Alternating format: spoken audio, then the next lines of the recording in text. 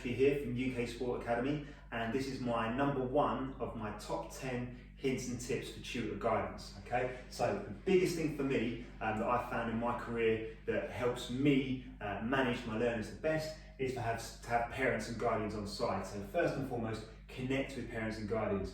Collect their contact details at the start of the year during induction week or early if you can. So that's phone numbers, landline and mobiles, email addresses and postal addresses, and store all those securely, either electronically on a spreadsheet or locked away somewhere. Okay, and as soon as you've got those contact details, make contact. All too often people just collect the contact information and then just sit on it and don't access it or use it until there's a problem with little Johnny who's not turned up today or missed his first assignment deadline, in which case the first contact we have with parents generally is negative, and that's not very constructive in terms of building relationships and getting parents on side, because generally they want to know, they want to hear the positive stuff, but also they want to hear from us early, and they tend to respond a lot better to us that way.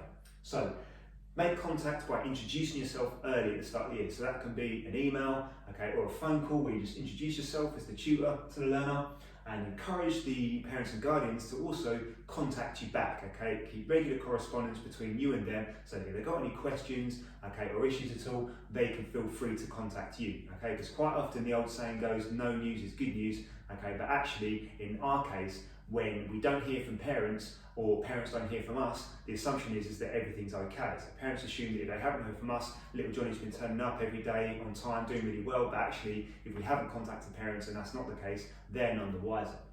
So encourage regular contact.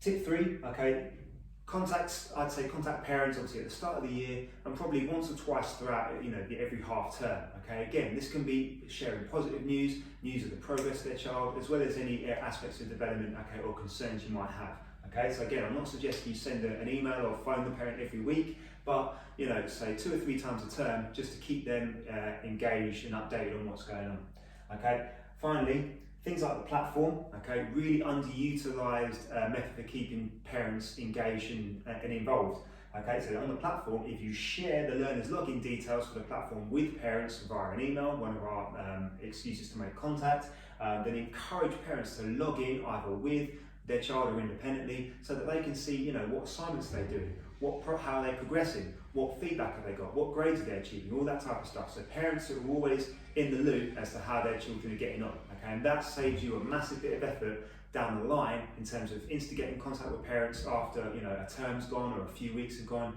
and then trying to chase parents if you're trying to chase learners at the same time. If you engage parents from the start, they'll be your best friend. Okay, if you don't engage them and you keep them in the dark, they can be, as I'm sure we've all learned the hard way, our worst enemy. Thanks for listening.